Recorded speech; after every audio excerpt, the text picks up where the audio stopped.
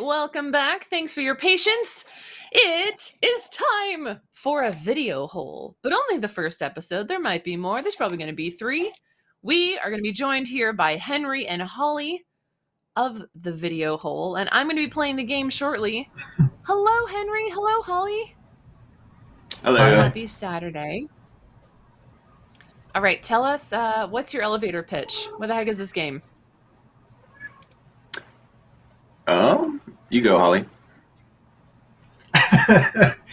I think we said last time that this game is a coming-of-age story for people who were supposed to come of age 10 years ago. And, I like it. Yeah, that's the shortest way we can describe it.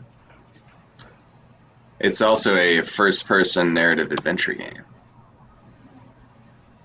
All right, well, I'm going to get into it while Andrew asks you some questions about this whole development process of this game. I've heard there's a crazy dream sequence. Unfortunately, I'm not going to be able to give you the sound in this game, but we could just enjoy the serenity and the weirdness of what the heck this is. Take it away, Right Andrew. on. You guys have developed VideoHole. Is it just you two? Yep. Yeah. How long have you guys been working on VideoHole for?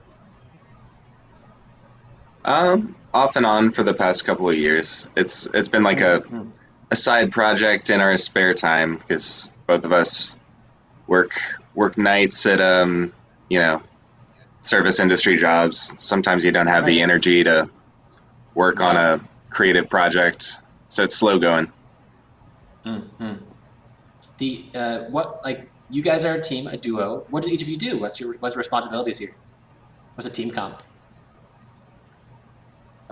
Well, Holly wrote it, and we collaborated on the music, and I did most of the art and programming. I see. What do you guys program it C#, in? Unity. Yeah. Have you guys had any prior experience making art and writing and music and code for games?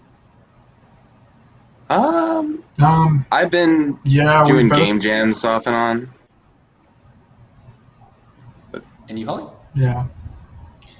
I've been writing like forever, pretty much, and we both we met at SCAD in Savannah, and neither of us were in game development. I think he was in sound design and I was in writing, and like we both kind of did the whole art school kind of like art scene type thing. We were like, doing installations. We were in bands or whatever, and like kind of just nebulously knowing each other throughout the art scene there. So yeah, definitely not our first time doing something creative, but definitely the first video game for me, for sure. Yeah, we were all about music. Total mistake in hindsight. Probably should have been learning something more useful. Yeah, for sure. Where were you guys kicking it for the music industry? What city? Savannah. In Savannah, okay. Atlanta. Yeah. Nice. Yeah. Are you guys currently still in that area? In that corner? I moved out to Seattle about 6 months ago, I think. I keep changing how many months I've been here, but I honestly don't know. Yeah. And I'm still in Atlanta, but I think moving out to Seattle would be nice. But I grew up in stars need to align there. Tennessee, in that corner of the southeast. I was only 2 hours from Atlanta. Oh, nice. You moved up here, Henry, to Seattle. What brought you? Was it work? Not really. My lease was up on my apartment in Atlanta. I never really wanted to stay there. I thought we were gonna be coming out of COVID, so I thought this is the perfect time to leave. And then I just kind of got here. New variant dropped, and now I'm just kind of cooling. Yeah. Right. That hot new release Delta. Let's talk about the pandemic. You guys been working on this for a couple of years. The pandemic has been working on us for a couple of years. But you guys just started prior to the pandemic, yeah?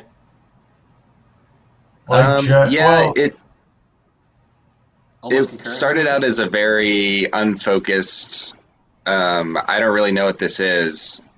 I have a first-person controller. There's a little scene where you can walk around a video store. There's no characters. There's no story. And it wasn't really a game. But that's why I asked Holly to come on board and make it a game for me. So yeah. Holly, story is really important. Yeah, he called me to work on it like maybe a month before we started hearing these vague, ominous whispers about some form of virus or another, and we went into lockdown pretty much maybe like 4 or 5 months after we first started, or at least after I first was involved. Yeah. You've mentioned you guys kind of worked on and off on this. When you were working concurrently, what was it like to be isolated and remote, but still collaborating? We weren't super remote. So Holly works at the job that I used to work at, and we were very, very close in that same sort of area. So we would just we were pandemic buddies. We'd bubble buddies. Pretty much kept each other in our circle. Quarantine. Quarantine's very good. Yeah, I don't want to say that there's been like anything good about the COVID-19 pandemic, because there hasn't, but definitely like it sort of came together on this like one little project. I don't know like if we could have even, or speaking for myself, if I could have gotten it done if we didn't have like all that free time and all that just kind of like, well, the world's pretty much on pause right now, so let's make a video game. Yeah. We have a question from Patrice about the writing, and particularly like how collaborative it is, how iterative it was. What's the writing process like? Well, it probably wasn't great. I don't recommend anyone doing this, but like I wrote it inside the engine, so I didn't have like any kind of like spell check or anything like that, and I didn't really. I kind of like just would. It was sort of like I would just like paint over like layers. Like I would just come in. Like the build was all on his computer. We didn't really have like the project share or anything. So I would just come over to the house, like sit down and be like, all right, we'll play through the game. Oh, that conversation's a little weird. And I just like go inside the engine and like write new like dialogues or like edit over ones I previously had, and just kind of do it like over and over and over again. Like I was just kind of like, putting a new layer of polish onto it. And I think it works, but I don't really recommend anyone writing that way. It kind of eventually leads to a lot of sub-editing problems, but I think it turned out okay. Yeah, we used a I don't know what they're called, a package, I guess, from the asset store. It's called Fungus. It's I guess for visual novels, but we kind of rigged it to work in a first-person environment, and it's fairly robust, So it was it's got like nodes and whatnot, much friendlier than just an Excel sheet or something. Right. But you do have to write everything Unity or copy paste or whatever you want to do.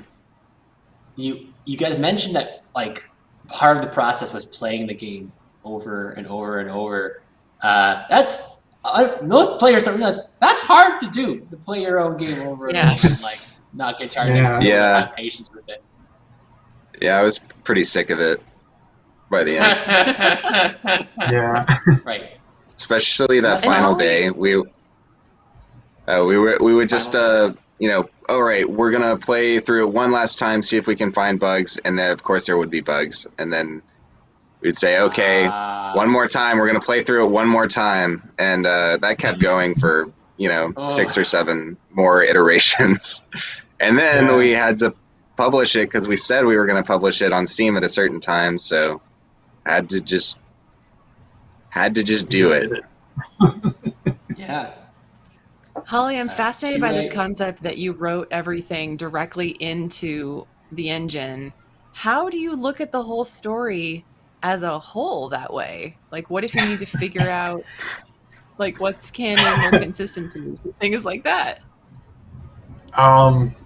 Yeah, it's I don't know. I guess like there's not. It's all the whole story. I guess is pretty like, you know, vague and definitely very surreal. And it definitely there's not anything that jumps out to you when you're looking over it that's like, oh, you know, this would directly contradict this. But going back to what we just said, my way of looking over it was I kind of had this thing where like I could read a line that I had written and I'd be sort of like, I can't really see how that plays or how that works, so I'm gonna have to go into the game and like watch it play out and look at the characters, you know, little animation going while it tracks on the screen, so like I can understand like exactly how well it's going to work inside the game, like inside the context. So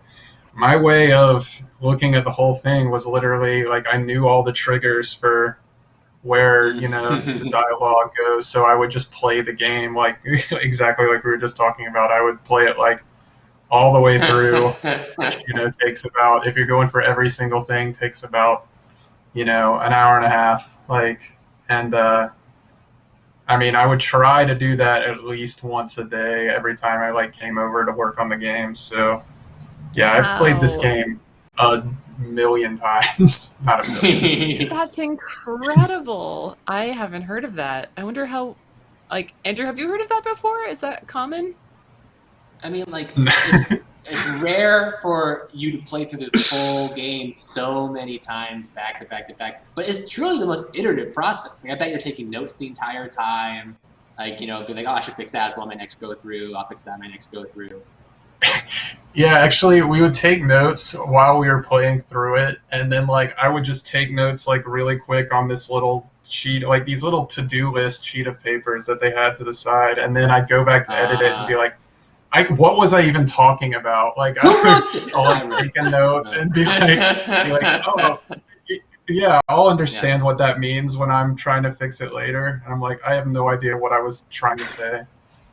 You touched on something very curious to me, which is that like Henry would set things up like a character in the scene, and then was that like you're like, now make them alive? What was your input to your writing process? How much did Henry set up?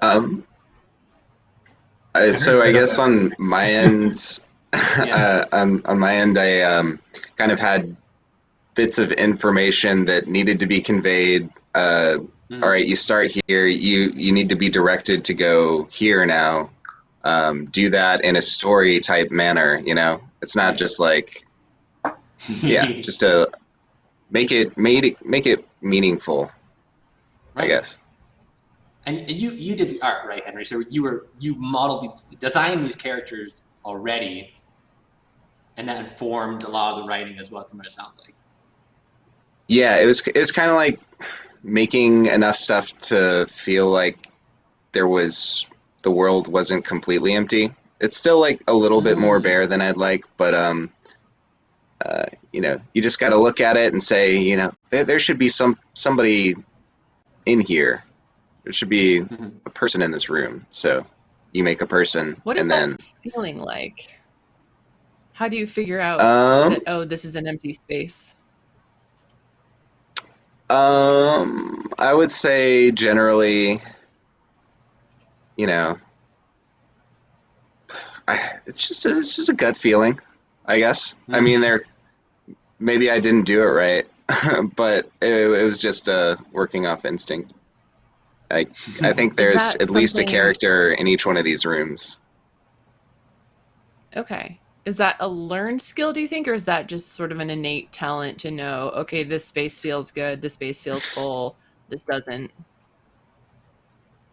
I don't know if it's learned. It was learned over the course of developing this game, I guess. But it could. I'm sure it could have been better, or could have been worse. But landed somewhere where it feels somewhat complete to me. Feels like there's enough stuff going on. I think it's definitely a talent because Henry's like really, really good at like coming up with these like big picture ideas that like I never could. So like Henry, like I do write the story, but Henry's like really good at like coming up with, because like I can write dialogue pretty well or whatever, but Henry's like really good at coming up with some scenario like, oh, what if there's a giant horse god? And I'm like, why didn't I think of that? That's perfect, obviously. And like he's just really, really great at like coming up with some just really abstract kind of scenario that just like completely I'm just immediately taken with. I'm like, oh my god, how did you think of that? So from where I'm sitting, it definitely seems like a talent. Yeah. Cool, thanks. You guys had this iterative process and you were playing the game over and over and over. You would add a lot. Do you guys have any examples of things you removed, of things that didn't work out?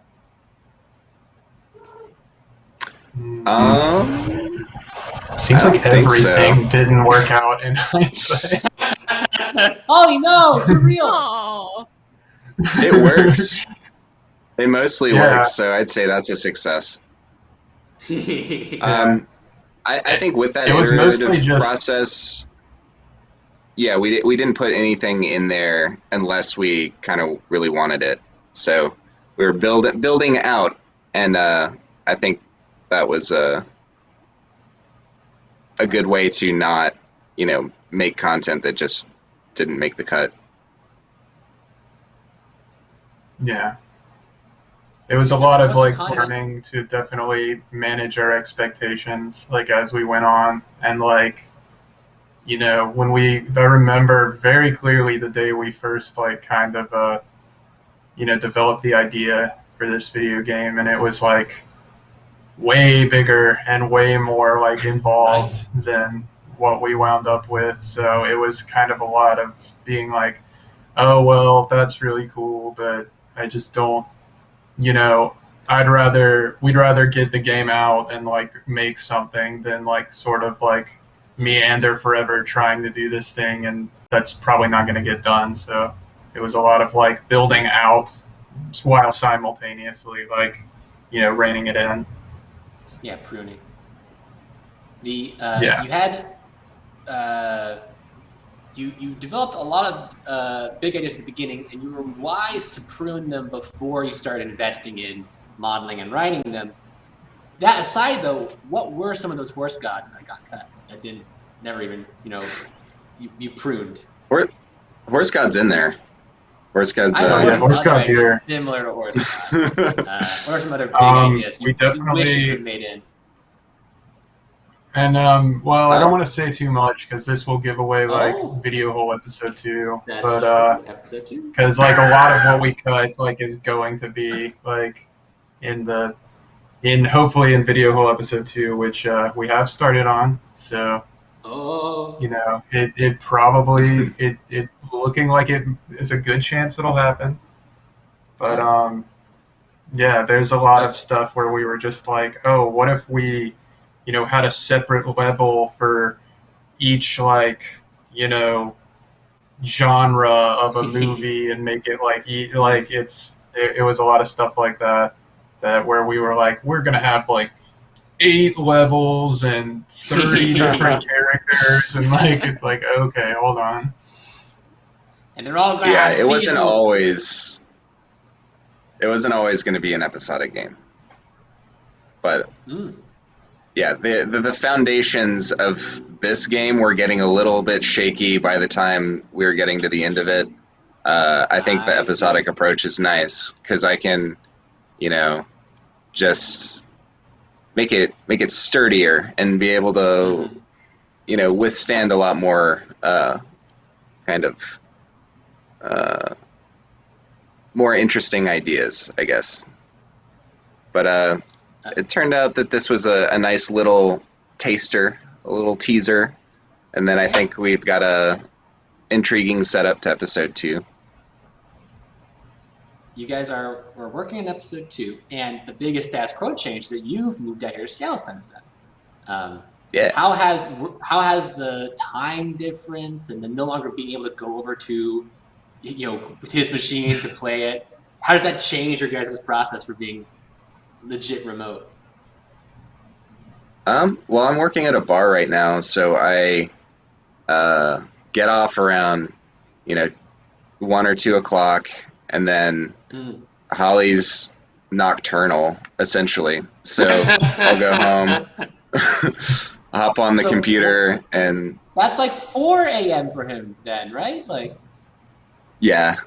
No, mine. I work in a bakery, so I definitely like bake the stuff that gets served the next morning. So like I work until about 1 or 2 in the morning, I see. and then I just stay up because like my thing is like if I go home and go to bed, I'll just never wake up until I have to go to work the next day. I'll just literally sleep that whole time. So what I do is I just stay up until like 8 in the morning, and then I sleep until it's time for work because that's the only time I will ever get work done is if I do that. So I have definitely become nocturnal completely, like he wasn't joking. And so I just sort of wait for Henry to get off work.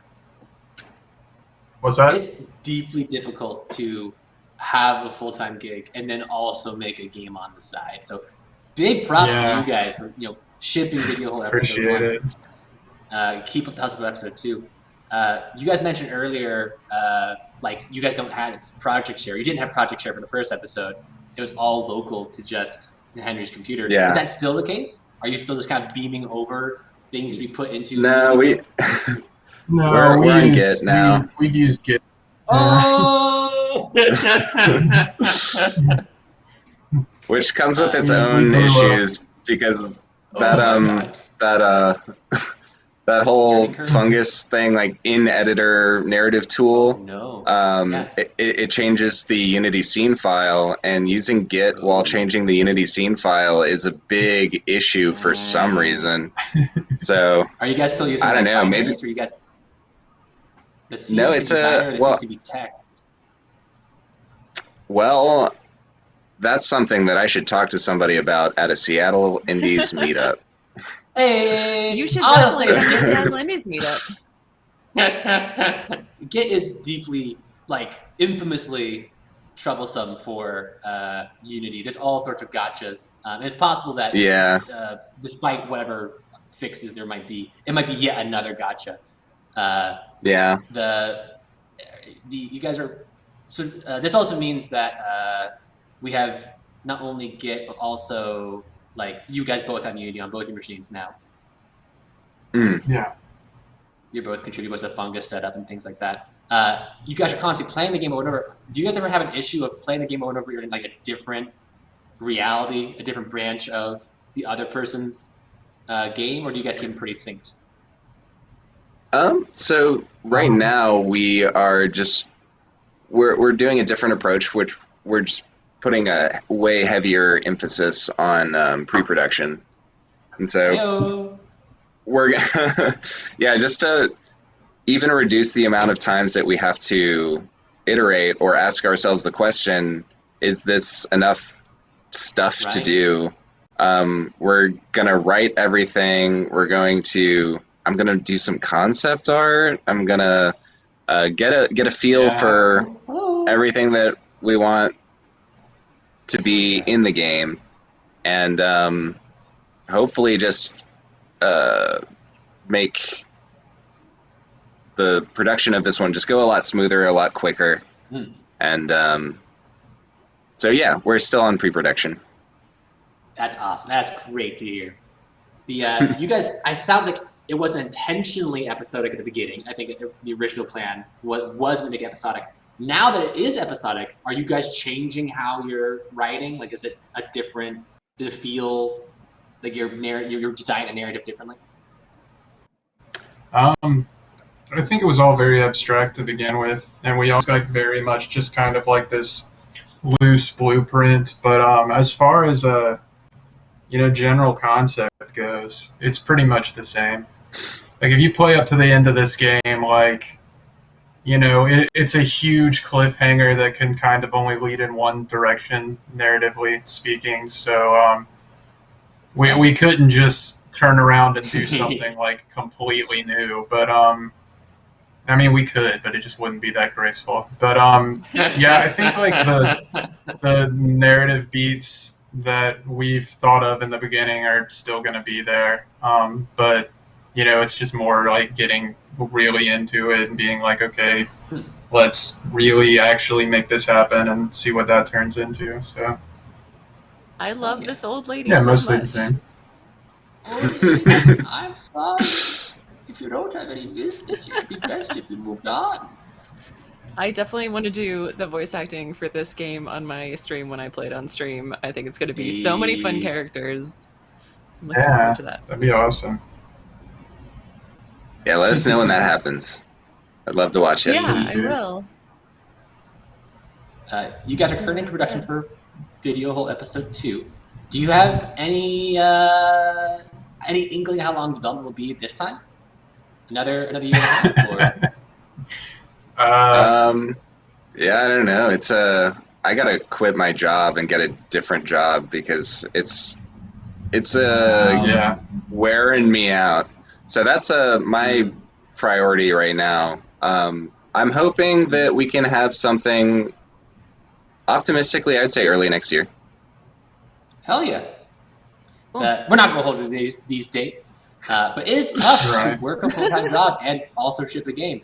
So yeah, you are working at the lower capacity than any of the big full-time AAA games. It is impossible for us to hold ourselves to that standard.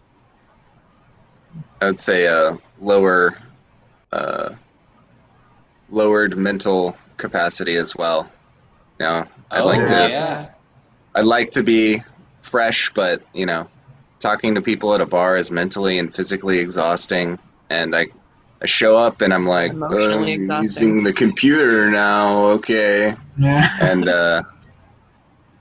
yeah, we'll see how it turns out. I'm sure it's going to be fine. Yeah. Holly mentioned. Well, we're gonna wrap up here. We're almost done. Sorry. We're having too much fun, alas. Bummer. Henry and Holly, do you have any advice for folks that are maybe just getting into video games or have, primary jobs and are just doing this on the side? I would say team up. Find yourself a Holly. Yeah.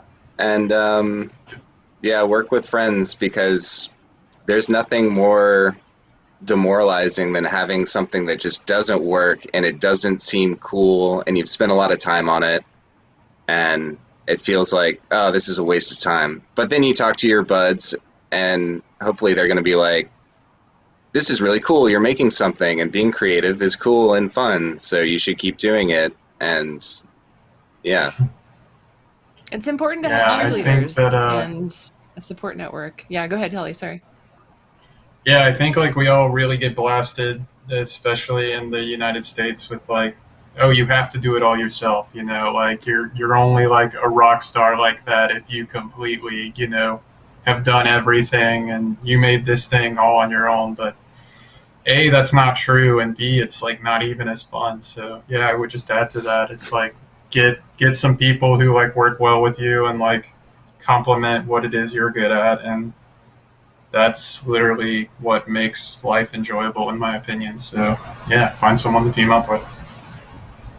Well, that's beautiful. Thank you so much. It was lovely to have both of you on stream again this week. I'm happy that I got to talk to you 2 weekends in a row. Henry, welcome to Seattle again. Holly, maybe we'll see you out here at some point.